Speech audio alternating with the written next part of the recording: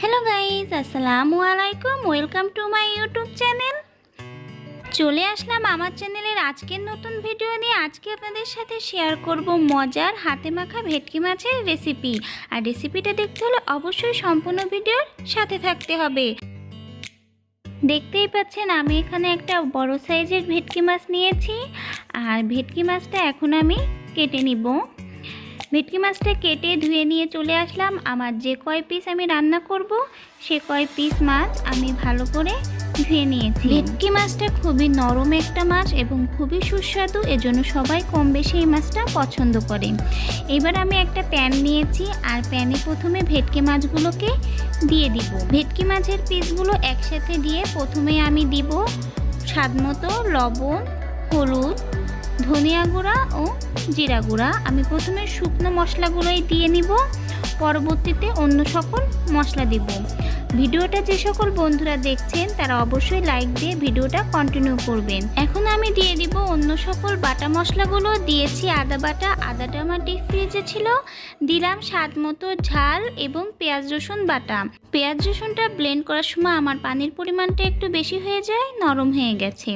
এখন আমি দিয়ে দিয়েছি কুচি করা পেঁয়াজ।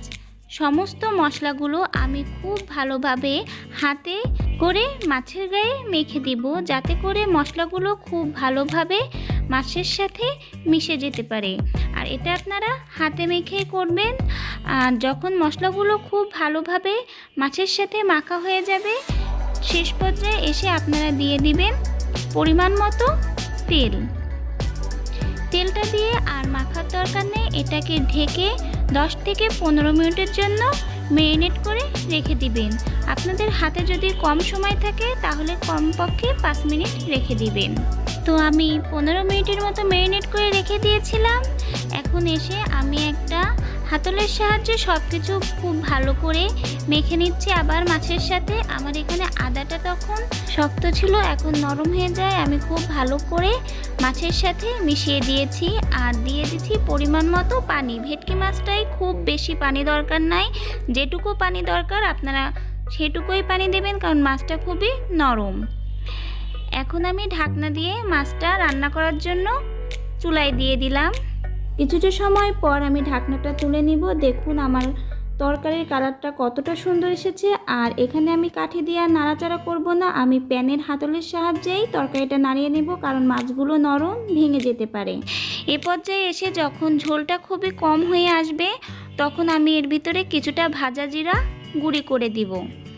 এতটা সময় নিয়ে যে সকল বন্ধুরা ধৈর্য সহকারে আমার এই ভিডিওটা দেখছেন তাদের কাছে আমার অনুরোধ, অবশ্যই ভিডিওটাই লাইক করে দিবেন এবং সাবস্ক্রাইব করে আমার চ্যানেলের পাশে থেকে যাবেন। এখন আমি ভাজা জিরাটা দিয়ে দিচ্ছি এবং আরও কিছুটা সময় চুলায় অল্প আঁচে রেখে দিব, যাতে জিরার ফ্লেভারটা খুব ভালোভাবে মাছের সাথে মিশে যায়।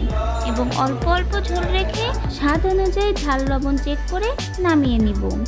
তৈরি হয়ে গেল আমার মজাদার হাতে মাখা ভেটকি মাছের রেসিপি। রেসিপিটা আপনাদের কাছে কেমন লাগলো অবশ্যই কমেন্টে জানাতে পারেন। আর ভালো লেগে থাকলে অবশ্যই বাসায় তৈরি করে দেখতে পারেন। ভিডিওর ভিতরে যদি কোনোরূপ ভুল ত্রুটি হয়ে থাকে তাহলে ক্ষমাসুলভ দৃষ্টিতে দেখবেন। যে সকল বন্ধুরা এতটা সময় নিয়ে ধৈর্য সহকারে আমার এই ভিডিওটা দেখেছেন তাদেরকে অসংখ্য অসংখ্য ধন্যবাদ। আজকের ভিডিওটা আমি এখানেই শেষ করছি।